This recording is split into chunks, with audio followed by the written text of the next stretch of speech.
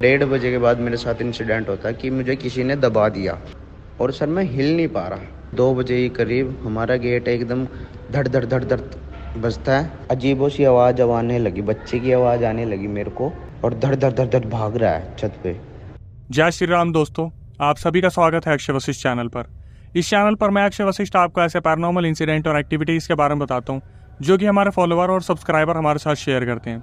Instagram ID, Gmail ID और अब एक ऐसा फ़ोन नंबर जो कि आप स्क्रीन पर देख सकते हैं। तो कभी आपके साथ कोई पैरानॉर्मल इंसिडेंट हुआ हो, आप उसे रिकॉर्ड करके भेज सकते हैं। मैं अक्षय वशिष्ठ उसे नरेट करूँगा अपनी आवाज़ में। आगे बढ़ने से पहले एक बार तहे दिल से शुक्रिया जो आप इंस्टाग्राम, यूट्यूब को प्यार दे रहे हैं। इसी तरीके से आपको आप फेसबुक को प्यार देना है तो सीधा आप हमारे फेसबुक पेज तक पहुंचिए। डिस्क्रिप्शन में जो लिंक है उसे फॉलो करके आप हमारे फेसबुक पेज तक पहुंच सकते हैं। जो यूजर नेम है वो है अक्षय वशिष्ठ हॉरर। ये जो रियल इंसिडेंट मैं आपके सामने लेके आता हूँ, इनको लाने का जो सबसे बड़ा रीजन है कि आज की जनरेशन इनसे बहुत सारी सीख ले सकती है। कहीं ना कहीं ये जो रियल इंसिडेंट भेजने वाले लोग हैं ये आप में से ही हैं जो नहीं चाहते कि आने वाली जनरेशन ऐसी गलतियां करे जो वो अपनी जिंदगी में कर चुके हैं। आज का जो रियल इंसिडेंट है वो हमें बादल ने बताया है। बादल जो कि पानीपत हरियाणा के रहने वाले हैं। बादल ने बताया, अक्षय भाई 2018 में हमारे साथ इतना सब कुछ हुआ है ना, अगर जनता इसे आखिरी तक देख लेगी तो शायद ये गलती कभी दोबारा नहीं दोहराएगी। बादल ने अपने बारे में बताया कि अक्षय भाई अच्छी खासी फैमिली है हमारी। मैं, मेरे पापा मम्मी और मैं अपनी छोटी बहन के साथ पानीपत में ही रहता था। स्कूलिंग सब कुछ मेरी वहीं से हुई। जिस लोकेलिटी में लोग रहते थे 2018 से पहले, इनके पापा एक डिसीजन लेते हैं कि यहाँ से अब ये लोग मूव करेंगे। बादल ने बताया, अक्षय भाई पुराने घर से 40 मिनट दूर हमने एक नया घर ढूंढा। उस नए घर का मैं डिस्क्रिप्शन आपको बता देता हूँ। 4 मंजिल का घर था। ग्राउंड फ्लोर पे हम रहते थे। फर्स्ट फ्लोर पे कोई भी नहीं था। सेकंड, थर्ड पे रेंट पे दिया हुआ था, लेकिन फिर भी लोग बहुत कम रहते थे वहाँ पर। तो बादल ने बताया, अक्षय भाई जैसे हम उस नए घर में मूव कर गए, एकदम से अचानक से बड़े अजीब अजीब से लॉसेस आने स्टार्ट हो गए। बादल ने बताया, बाय प्रोफेशन उनके फादर एक ड्राइवर हैं, लेकिन अभी तक उनके घर में किसी चीज़ की कमी नहीं थी, ना ही कोई लॉस हुआ करता था। अच्छी खासी परवरिश दी थी, स्कूलिंग भी बहुत अच्छी हुई थी। लेकिन बादल का मानना था जैसे 2018 में जिस नए घर में ये लोग गए हैं वो घर इनको कहीं ना कहीं बहुत ज़्यादा दिक्कतें दे रहा था। कैसे ना कैसे इन लोगों ने वहाँ पर अपने 4-5 महीने गुजार लिए और वो जो 5वां 6ठा महीना था वो इनके ऊपर बहुत ज़्यादा भारी पड़ा। बादल ने बताया, अक्षय भाई मेरी फैमिली ने एक डिसीज़न लिया कि वो लोग गाँव में किसी काम से जाने वाले हैं और उन्होंने मुझसे भी पूछा था कि क्या तुम चलोगे। तो बादल ने बताया, अक्षय भाई मैंने सिर्फ अपनी फैमिली मेम्बर्स को जाने से इसलिए मना कर दिया क्योंकि मेरे किसी दोस्त के रिलेटिव में हल्दी का फंक्शन था और मैं अपने दोस्तों के साथ टाइम बिताना चाहता था। मेरे घर वाले गांव की तरफ निकल गए, मेरी मम्मी, मेरे पापा और मेरी छोटी बहन। मैंने उनसे घर की चाबी ली और कुछ टाइम तक मुझे घर में अकेले रहना था, ये तो मुझे मालूम ही था। मैं अपने दोस्त के वहाँ गया जहाँ पर फंक्शन था, हल्दी फंक्शन। मैंने खूब एंजॉय करा और रात को 8-9 बजे मैं अपने घर पर वापस आ गया। पहली रात थी जिस दिन मैं अपने घर वालों के बिना वहाँ रुकने वाला था, लेकिन ये रात मेरे लिए इतनी मनहूस साबित होने वाली थी, ये बादल ने कभी नहीं सोचा था। बादल ने बताया कि अक्षय भाई पहली रात थी जब मैं वहाँ पर सोने के लिए लेटा अपने बेड पर। 2 रूम थे, एक छोटा और एक बड़ा। बड़े रूम में मैं लेटा, अचानक से ऐसा लगा जैसे 1:30 बजे कोई चीज़ है जो मुझे दबा रही है। एकदम से जो बादल थे वो स्लीप पैरालिसिस की पोजीशन में पहुँच गए। उन्होंने अपनी आँख खोली, लेकिन जैसे बोलते हैं बॉडी मूव नहीं कर रही थी, उस तरीके से उनकी बॉडी पूरी तरीके से अकड़ गई थी। अचानक से उनकी आँख पड़ती है किचन की तरफ। उन्हें ऐसा लगता है जैसे किचन की लाइट किसी ने ऑन की है। बादल को लगता है कि यार कोई ना कोई टेक्निकल फॉल्ट होगा और वो इस चीज़ को बहुत हल्के में ले गए। उनकी बॉडी जब नॉर्मल हुई, उन्होंने ये सोचा कि कुछ ना कुछ होगा, शायद मैंने बुरा सपना देख लिया, और वो नॉर्मली सो गए। सुबह जब वो उठे तो उन्होंने घर में चारों तरफ देखा, सब कुछ ठीक था, सब नॉर्मल था, किचन की लाइट जली हुई थी। उन्हें लगा कहीं ना कहीं कोई टेक्निकल फॉल्ट होगा जिसकी वजह से किचन की लाइट जल गई थी। उन्होंने इस बात को बहुत आया गया कर दिया। पूरे दिन उनका टीवी देखते हुए कैसे निकल गया उन्हें पता ही नहीं चला। अब अगली जो सेकंड नाइट वो अपने पेरेंट्स के बिना निकालने वाले थे। जैसे मैंने बताया कि उन्होंने दिन में टीवी देखा, रात को उनकी सोने की बारी आई तो वो सो गए। 10 बजे ही उन्होंने अपनी नींद लेनी स्टार्ट कर दी थी। उन्होंने बताया कि अचानक से 2 बजे उन्हें ऐसा लगा जैसे फिर कोई उन्हें बुरी तरीके से दबाने की कोशिश कर रहे हैं। वो दोबारा उसी पोजीशन में पहुंच गए जहां पर वो अपने बिल्कुल भी शरीर को मूव नहीं कर पा रहे थे। 2 बजे से 2:30 बजे तक वो इसी पोजीशन में फंसे रहे जहां पर ऐसा लगा जैसे कोई एंटिटी या कोई तो वहां पर है जो बादल को बुरी तरीके से दबाने की कोशिश कर रहे हैं। बादल ने जब 2:30 बजे ये समझा कि मेरी बॉडी अब थोड़ी ठीक हो चुकी है, मैं रिलैक्सिंग पोजीशन में हूँ, तभी 2:30 बजे अचानक से उन्हें ऐसा लगा जैसे किसी ने गेट खटखटाया है। बादल उठे और जब उन्होंने गेट खोला तो उन्होंने देखा सामने कोई भी नहीं है। तो ये कैसे पॉसिबल हो सकता है। अब बादल ने बताया कि अक्षय भाई हमारी कॉलोनी के बाहर एक सिक्योरिटी गार्ड रहता था तो हमें इस चीज़ की तो टेंशन नहीं होती थी कि हमारे यहाँ पे कोई चोरी करने आएगा, लेकिन बुजुर्ग था सिक्योरिटी गार्ड, तो क्या पता कोई ना कोई चूक हो जाए। तो बादल बहुत डर गए थे इस चीज़ से। दूसरी रात भी कैसे न कैसे टल गई। जब तीसरा दिन आया और इनके पेरेंट्स वहाँ पे नहीं थे, इनके दिमाग में यही चल रहा था कि 2 रातों से उनके साथ ऐसा हो रहा है, कहीं आज ये दोबारा उस चीज़ का शिकार ना हो जाए। तीसरा दिन भी निकल गया और जब रात को सोने की बात आई, तब ऑलरेडी बादल के दिमाग में यही सब कुछ चल रहा था। और जब वो सोते हैं तो 12:30 बजे एग्जैक्ट उन्हें ऐसा लगता है जैसे किसी बच्चे की आवाज़ आई, कोई बच्चा उनके आगे पीछे से निकल के गया है, हंसने की आवाज़, खेलने की आवाज़। उन्होंने इस चीज़ पर ध्यान नहीं दिया, उन्हें ऐसा लगा कि शायद उनका वहम है। वो सोने ही जा रहे थे, तभी अचानक उस बच्चे की खेलने की आवाज़ उनके ऊपर वाले फ्लोर से आई। जैसे आपने कई बार सुना होगा कि फ्लोर के ऊपर जब कोई भागता है तो एकदम से कदम की आवाज़ आती है, जो कदम आगे बढ़ते जाते हैं। बादल ने बताया, अक्षय भाई मेरी वो हालत हो गई क्योंकि मुझे पता था फर्स्ट फ्लोर पे कोई भी नहीं रहता, तो ये बच्चा कैसे कोई वहाँ पे भाग रहा है। 12:30 बजे जब वो सोए तो एग्जैक्टली 1:30 बजे उन्हें ऐसा लगा जैसे फिर दोबारा कोई उन्हें दबाने की कोशिश कर रहा है। लेकिन आज जो तीसरी रात उनके साथ होने वाला था, वो एक ऐसी चीज़ थी जो बहुत ही ज़्यादा मौत के करीब उन्हें लेके चली गई। उन्होंने बताया 1:30 बजे अचानक से मुझे किसी ने दबा दिया। मेरी जब आँख खुली, मैंने देखा मेरे बिल्कुल सर के पास एक औरत बैठी है जो कि दिखने में बहुत ज़्यादा डरावनी है। उसने रेड कलर का सूट पहना हुआ था और वो बस मुझे घूरे जा रही थी। उसने अचानक से बादल के सर पे हाथ फेरना शुरू कर दिया और बादल पूरी तरीके से डर रहे थे कि वो अब क्या ही ऐसा करे जिसकी वजह से वो निकल पाए। बादल ने बताया कि अक्षय भाई 1:30 बजे मैं वहाँ पर इसी पोजीशन में बैठा रहा जहाँ पर वो औरत मेरे बालों पे हाथ फेरती रही, और जैसे जैसे वो बालों पे हाथ फेर रही थी वैसे वैसे मेरे सर में दर्द बढ़ने लग रहा था। तभी उन्होंने एक चीज़ और देखी कि उनके पास एक छोटा सा बच्चा आया। 5-6 साल का बच्चा था वो खेलता कूदता सीधा उनके फ्रिज के पास गया, फ्रिज में से सामान निकाला और फ्रिज में से सारा सामान इधर उधर फेंकना शुरू कर दिया। उसके बाद उनके दूसरे कमरे में गया, जो उनका दूसरा कमरा था, उसमें जाने के बाद वहाँ पर सारा सामान तोड़ना फोड़ना उस बच्चे ने शुरू कर दिया। और बादल ने बताया कि अक्षय भाई वो जो औरत वहाँ पे बैठी हुई थी, जैसे वो इस चीज़ को ना पूरा एंजॉय कर रही थी कि उसने मुझे इस तरीके से दबा रखा है। 1:30 बजे से लेकर 3 बजे तक बादल स्लीप पैरालिसिस की पोजीशन में लेटे रहे। बादल को ऐसा लगा जैसे वो जो औरत है उन्हें कोई ना कोई ऐसी चीज़ रियलाइज़ करवाने वाली है जो शायद उन्होंने कभी सोचा नहीं था। वो 3 बजे इस चीज़ से फ्री होना चाह रहे थे, तभी वो औरत एकदम से बोलती है कि चले जाओ यहाँ से, वरना मैं तुम सबको बुरी तरीके से बर्बाद कर दूंगी।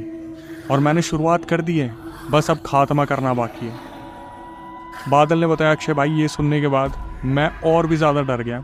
मैं ये देख रहा था कि वो जो औरत है मेरे सर पे हाथ फेर रही है, और वो बच्चा जब उसने मेरे पूरे घर में तोड़ फोड़ मचा दी, फिर वो आया मेरे बेड के पास, ऊपर चढ़ा बेड पे और उसने मेरे पैर पे एकदम से नाखून मारा। इतनी ज़ोर से नाखून गाड़ दिया कि आज तक 2018 से 24 तक आज तक उस नाखून का निशान गया नहीं है। तो उन्होंने रेफरेंस के लिए एक फ़ोटो शेयर की है, पहले आप वो देख लीजिए। अगर आपने ये फ़ोटो देख लिया तो आप देख सकते हैं कि यहाँ पर एक निशान विजिबल हो रहा है। बादल का मानना है कि वो बच्चे की स्पिरिट थी, बच्चे की वो जो आत्मा थी, उसने नाखून गाड़ा था, जहाँ पर बादल के पैर से खून भी बहना शुरू हो गया था। बादल अपने मन में भगवान का नाम लेना शुरू करते हैं। एग्जैक्ट 3 बजे उनकी आंख खुलती है और वो थोड़ा सा रिलैक्स फील करते हैं। वो सीधा उठते हैं, सीधा अपना गेट खोलते हैं और सीधा बाहर निकलते हैं। सीधा सिक्योरिटी गार्ड के पास जाते हैं भाग के और उनको पूछते हैं कि आपने आवाज़ सुनी कि मेरे घर में क्या कोहराम मच रहा है। सिक्योरिटी गार्ड बड़े नॉर्मल तरीके से बोलते कि क्या हुआ बेटा, मैंने तो तुम्हारे घर से कोई आवाज़ नहीं सुनी। सिक्योरिटी गार्ड को बताते कि मेरा पूरा घर तहस तहस हो चुका है, मेरे साथ चलो और देखो कि मेरे घर में क्या क्या हुआ है। जब बादल के साथ सिक्योरिटी गार्ड घर में पहुंचे तो उन्होंने एक ऐसी चीज़ देखी जिसको उन्होंने कभी एक्सपेक्ट नहीं किया था, कि उनके पूरे घर में एक एक चीज़ को बुरी तरीके से तोड़ दिया गया। ये दृश्य देखने के बाद कहीं ना कहीं सिक्योरिटी गार्ड को लगा कि कुछ ना कुछ तो गलत है, इतना सब कुछ एक घर में कैसे हो सकता है, ये पॉसिबल नहीं है। सिक्योरिटी गार्ड बोलते कि बेटा तुम अपने पेरेंट्स को बुला लो, तुम्हारे लिए ज़्यादा अच्छा रहेगा। बादल सिक्योरिटी गार्ड को बोलते ठीक है अंकल। बादल इस चीज़ को एक्सेप्ट करते हैं और अपने घर पे फ़ोन मिलाना शुरू करते हैं रात के 3 बजे, जहाँ पर उनके पापा ने उनका फ़ोन नहीं उठाया, उनकी मम्मी ने उनका फ़ोन नहीं उठाया। छोटी बहन के पास तो शायद कच्ची नींद में थी, वो अचानक से फ़ोन उठा के बोलती है कि भैया क्या हुआ, आप इतनी रात को फ़ोन कर रहे हो, मम्मी पापा सो रहे हैं। बादल सीधा रोती आवाज़ में अपनी बहन को बोलते कि तुम अभी के अभी वहाँ से निकल के घर आ जाओ, इससे पहले कि तुम्हें सुबह मेरी डेड बॉडी यहाँ पर मिले। बहन बहुत ज़्यादा डर गई, उन्होंने पापा को उठाया, पापा ने बात करी तो बादल ने बोला कि पापा पूरा घर तहस तहस हो गया, आप फटाफट यहाँ पे आ जाओ। बादल ने बताया कि मेरे पापा को मम्मी को गांव से आने में 2.5 से 3 घंटे लगे और जब उन्होंने घर में आके देखा, उन्होंने देखा कि सब कुछ LED, सोफ़ा, वहाँ जो डाइनिंग टेबल थे, वहाँ पर जो जो चीज़ें थी, बर्तन, कांच के बर्तन, सब कुछ तोड़ फोड़ रखा था। फ्रिज का सारा सामान बाहर फेंक रखा था। पहले तो बादल के पापा ने पूछा कि क्या हुआ, सच सच बता। और पूछने पर बादल ने बताया कि ऐसे ऐसे मेरे साथ सब कुछ हुआ, सारी चीज़ें बता दी। तो बादल के पापा ने बोला कि नहीं, तू झूठ बोल रहा है, पक्का तेरे दोस्त आए होंगे। बादल ने सारी कसमें खा ली कि मेरे साथ सच में ऐसा हुआ है, वो औरत थी, वो बच्चा था, उसने मेरे पैर पर नाखून मारा, मैं अपने घर को क्यों तबाह करूँगा, यहाँ पे कुछ ना कुछ गलत है। ये बोलने के बाद उसके पापा ने बोला कि ठीक है, कोई नहीं, रिलैक्स कर, हम देखते हैं क्या कर सकते हैं। उन्होंने अपने घर को कैसे न कैसे संभाल लिया। उन्हें ऐसा लगा कि शायद कुछ ना कुछ हुआ होगा और उसे अनएक्सप्लेन्ड तरीके से ही रहने दिया, और अगले 2-3 दिन में वो अपने काम में बिजी हो गए। उसके बाद बादल ने बताया कि भाई, जब तक मेरे साथ सब कुछ हुआ था तब तक ठीक है, लेकिन अचानक से 10 दिन बाद उन्हें एक ऐसी चीज़ दिखती है जो उन्होंने कभी ज़िंदगी में ना सोची, और मैं नहीं चाहूँगा कि आप अपनी आंखों से कभी ऐसा देख भी लो। उन्होंने बताया कि भाई, मेरी बहन मेरे मम्मी पापा के बीच में सोती है। एक रात 12 बजे मेरा मन घबराने लगा। उनको इन्हीं सब चीज़ों के बारे में विचार आने लगे कि उनके साथ उस रात क्या क्या हुआ था। इन्होंने सोचा कि मैं छत पे जाके थोड़ा सा टहलता हूँ। बादल उठे, अपने कमरे से बाहर निकले। उन्होंने देखा उनकी बहन छत पे बैठी हुई है, उन्होंने मुंह नीचे कर रखा है और वह अजीब सी कोई धुन गुनगुना रही है। इसको देखने के बाद बादल बहुत ज़्यादा डर गए। बादल ने बोला कि तू यहाँ क्या कर रही है, चल नीचे, मम्मी पापा को बुलाऊँ। और उनकी बहन वहाँ पे ऐसे बैठी हुई थी जैसे किसी चीज़ ने उन्हें जकड़ रखा है, और वही धुन गुनगुना रही थी, अजीब सी धुन। बादल और भी ज़्यादा डर गए कि ये पक्का कोई ना कोई एंटिटी है जिसने उनकी बहन को पोसेस कर लिया। बादल ने बिना कुछ सोचे समझे नीचे भागना ज़रूरी समझा। वो नीचे भागे, अपने मम्मी पापा को ऊपर लेके आए। तो उन्होंने फर्स्ट टाइम एक्सेप्ट करा कि हाँ, इस घर में कुछ ना कुछ तो गड़बड़ है। उनकी मम्मी फिर दोबारा नीचे गई, गंगा जल लेके आई, और वो कैसे न कैसे गंगा जल को छिड़क के अपनी बेटी को नीचे लेके आए। डर के मारे पूरी रात ये लोग एक दूसरे को देखते रहे। रात गुजरने के बाद ये अगले दिन एक बाबा के पास गए, जिन बाबा की इनके घर पे बहुत ज़्यादा मान्यता है। उन बाबा ने बोला कि ठीक है, मैं तुम्हारे साथ चलता हूँ। और बाबा जब इनके साथ गाड़ी में वापस आए और घर में घुसे, तो बादल ने बताया कि अक्षय भाई, आप बिलीव नहीं करोगे, 2 मिनट के लिए तो बाबा के खुद के होश उड़ गए थे। जैसे उनके सामने कोई एक ऐसी एंटिटी आ गई थी जो बहुत ज़्यादा ईविल है और बहुत ज़्यादा पावरफुल है। बाबा ने सीढ़ियों की तरफ देखा और बोले कि तुम्हारे घर में एक औरत और उसके बच्चे की आत्मा घूमती है।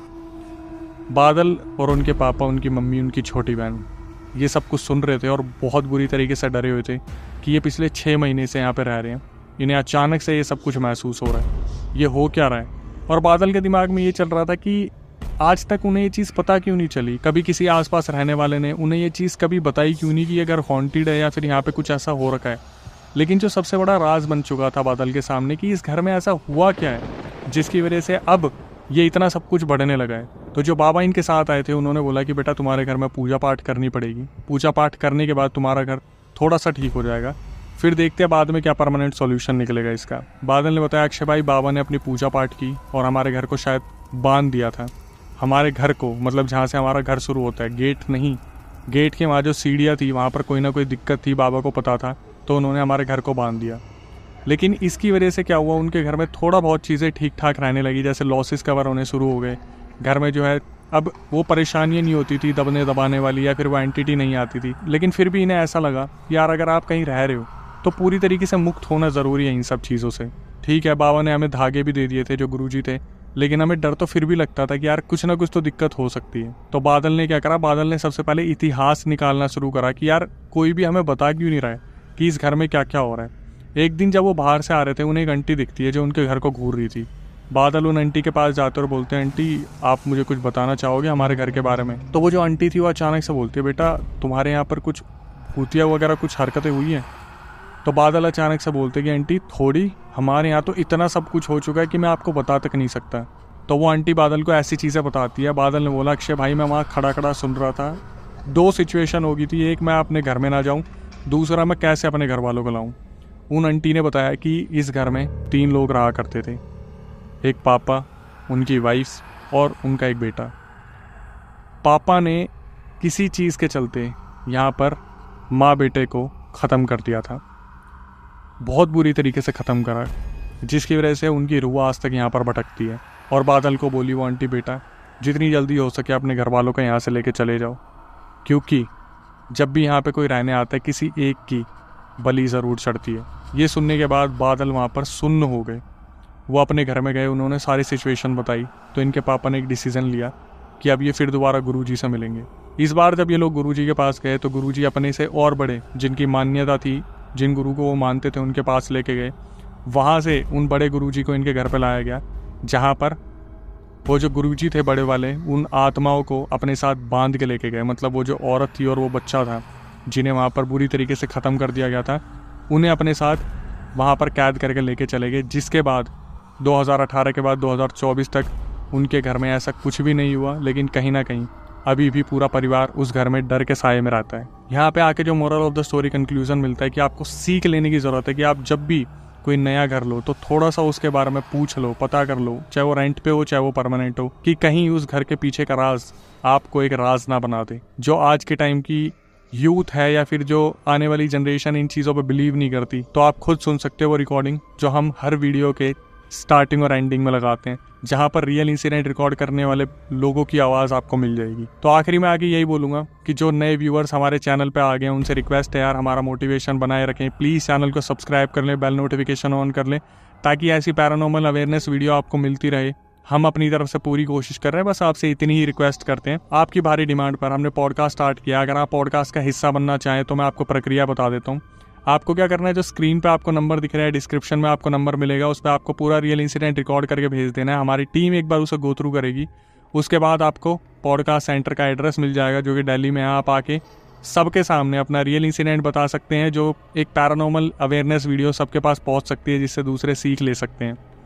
इसी तरीके से प्यार बनाए रखें, और कभी आपके साथ कोई पैरानॉर्मल इंसिडेंट हुआ हो तो आप उसे रिकॉर्ड करके भेज सकते हैं। मैं अक्षय वशिष्ठ उसे नरेट करूँगा अपनी आवाज़ में। नई वीडियो, नए पॉडकास्ट आने तक stay tuned with the channel.